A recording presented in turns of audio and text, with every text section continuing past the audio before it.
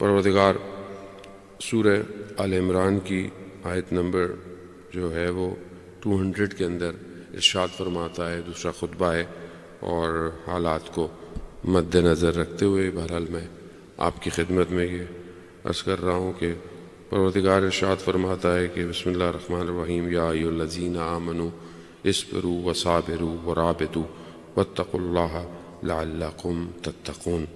اے ایمان والو، صبر کرو اور صبر کی تعلیم دو، اور اپنے جو مرز ہیں، آپ کے جو حدود ہیں، ان کی حفاظت کرو، اللہ سے ڈرو کہ شاید تم فلاح پاؤ، لعلکم تفلحون۔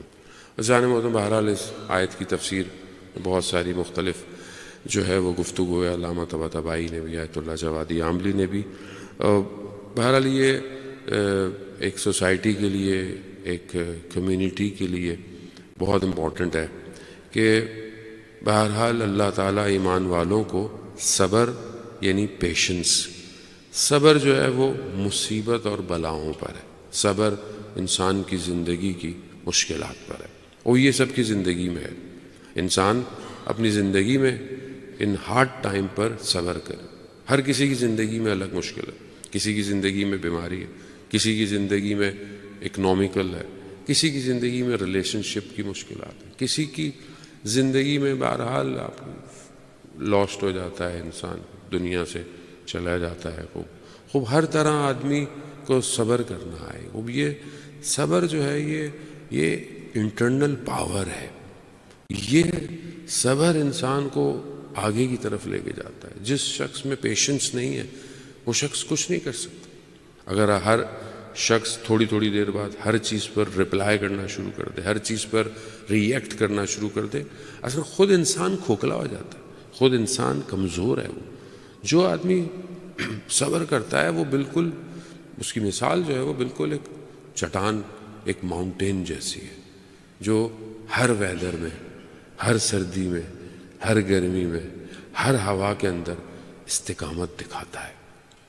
جتنا یہ پہاڑ، ماؤنٹین اوپر آپ کو نظر آتا ہے سی لیول پر، اس کے کئی گنا ملٹی پلائی بائی کئی ٹائم وہ زمین کے نیچے ہوتا ہے۔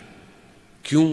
کیونکہ جتنا وہ گہرا ہوتا ہے اتنی اس کی استقامت، اسٹیبلٹی ہوتی ہے۔ انسان جتنا صبر کرتا ہے، جتنا اندر سے پیشنس ہوتا ہے، اتنا وہ معاشرے کی ہونے والے واقعات، انسیڈنٹ، ان کو اپنی ذات سے ریفلیکٹ کرنا شروع کر دیتا ہے، ہر چیز پہ اثر نہیں لیتا۔ خدا صبر کی تلقین کر رہا ہے کہ صبر کرو۔ قرآن کی اور بہت ساری آیات ہیں صبر کرنے والوں کے لیے۔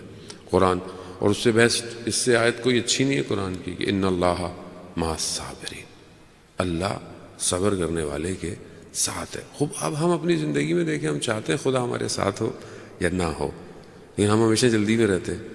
وہ جلدی میں تو خدا ساتھ نہیں دے گا، خوب ساتھ ہے۔ روزہ خود ایک پریکٹس ہے، کس چیز کی؟ صبر کی۔ خوب صبر جہاں گناہوں پر ہے، صبر جہاں مصیبت پر ہے، صبر وہاں عبادت پر بھی صبر ہے۔ یعنی مثلا آپ کو سختی ہو رہی ہے، آپ پیاس لگ رہی ہے، تھکاوٹ ہو رہی ہے، کام بھی کر رہے ہیں، روزہ بھی رکھ رہے ہیں، خوب یہ صبر ہے۔ خوب یہ صبر آپ کے باڈی کو تو اپنی جگہ پر آپ کو فائدہ دے رہا ہے، لیکن آپ کے اندر سول کو اسٹرانگ کر رہا ہے۔ خوب یہ بہرحال اس آیت کا پہلا حصہ جو ہے وہ انسان صبر۔ دوسرا اصبروا وصابروا، یعنی خود بھی صبر کرو اور دوسروں کو بھی صبر کی تلقین دو۔ خوب اس میں بہرحال مفسر جو ہیں اس کو مختلف طریقے سے اس کو بیان کرتے ہیں کہ اس کا جو میننگ ہے، جو وہ نماز کو قائم کرنا ہے، سوسائٹی کو اکٹھا کرنا ہے، یعنی خود پیشنس نہیں ہے، آپ کمیونٹی کو بھی اس پیشنس کی طرف لے کے جا رہے ہیں، کمیونٹی کو بھی اس اچھائی کی تعلیم دے رہے ہیں، بہت ساری چیزوں کی۔ رابطو کا سمپل معنی کنیکشن ہے، یعنی رابطہ، کنیکٹ کرنا، اپنے آپ کو کنیکٹ کرنا۔ لیکن بہرحال اس کے معنی اور بہت سارے ہیں کہ اسلام کا جو بارڈر ہے، یا اسلام کی جو کلچر ہے، یا اسلامی تعلیمات ہیں، خوب یا پھر بہرحال اس کی تفسیر میں یہ بھی ہے کہ اسلامی ممالک ہے، اپنے بارڈر کی حفاظت کرو۔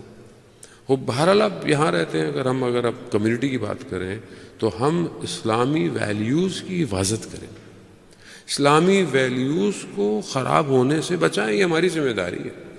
یہ صرف ایک شخص کی ذمہ داری نہیں ہے جو آپ مولانا ہیں آپ کے، تو مثلا وہی ہر وقت آپ کو آگے بولتے رہیں کہ یہ نہیں کرو، وہ نہیں کرو، یہ خراب ہو رہا ہے سوسائٹی میں، وہ خراب نہ، آپ کی بھی ذمہ داری ہے۔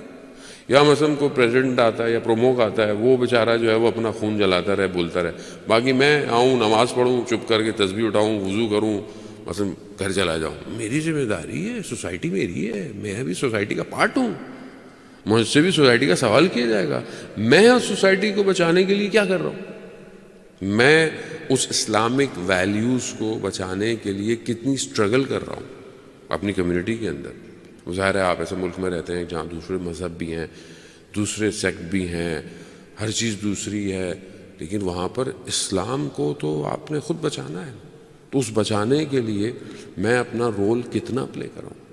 بہت سارے لوگ مثلا آتے ہیں، سلام کیا، سلام بھی نہیں کرتے، چلے جاتے ہیں۔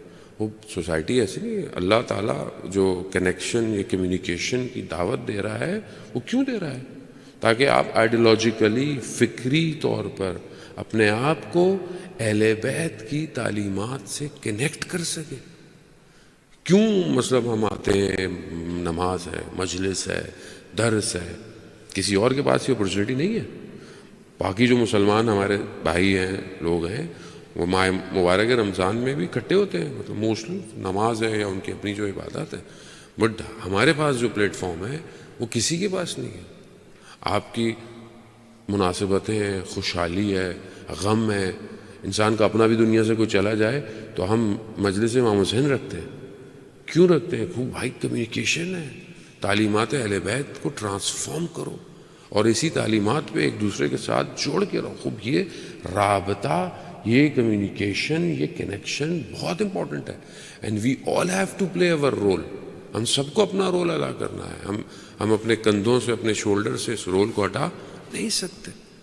مثال کے طور پر مثلا 1000 لوگ کمیونٹی کے اندر ہے، تو 1000 لوگ کے اندر سے مثلا اگر ایک شخص 10 لوگوں کے ساتھ بھی رابطے میں رہتا ہے، حال احوال پوچھتا ہے، زندگی میں کیا مسئلہ ہے، کسی کو فائنینشیل پرابلم ہو سکتی ہے، کسی کو مورل پرابلم ہے، کسی کو مثلا صرف سپورٹ چاہیے، بات کرنی ہے، کسی کو مطلب کوئی اچھا مشورہ چاہیے، تو اگر ایک شخص 10 لوگوں کے ساتھ بھی کمیونیکیشن میں رہے تو آپ دیکھیں کہ مثلا 100 لوگ جو ہیں وہ 1000 لوگوں کے ساتھ کمیونیکیشن میں رہ سکتے ہیں۔ خوب یہ میری ذمہ داری ہے کہ میں کتنے لوگوں کے ساتھ کمیونیکیشن میں رہتا ہوں، کتنے لوگوں کو دیکھتا ہوں، ان سے حال احوال پوچھتا ہوں۔ خوب ظاہر ہے آپ سے سب سے نہیں پوچھ سکتے ہوں گے، لیکن بہرحال کچھ لوگوں کو تو اپنے اس کمیونیکیشن کے اس دائرے کے اندر لے سکتے ہیں۔ خوب یہ ماہ مبارک رمضان یہ اپرچونیٹی دے رہا ہے کہ ہم صبر بھی کریں، صبر کی تلقین بھی کریں دوسروں کو بھی، اور آپس میں کنیکٹ بھی رہیں۔